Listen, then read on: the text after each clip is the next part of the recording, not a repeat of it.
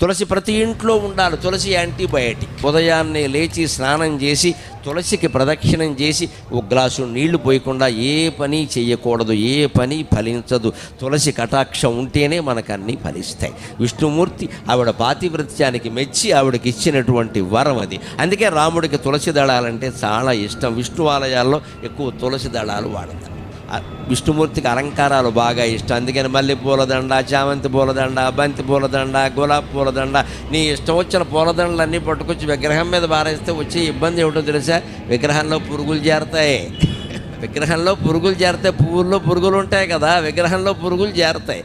ఆ చేరినటువంటి పురుగులు విగ్రహానికి హాని చేస్తే అక్కడే చనిపోతాయి, అక్కడే కుళ్ళిపోతాయి, రకరకాలుగా అవుతాయి. ఆ విగ్రహానికి పట్టిన మురికి మొత్తం పోవాలి అంటే విష్ణుమూర్తి ఆలయాల్లో తులసిమాల తప్పకుండా వెయ్యాలి.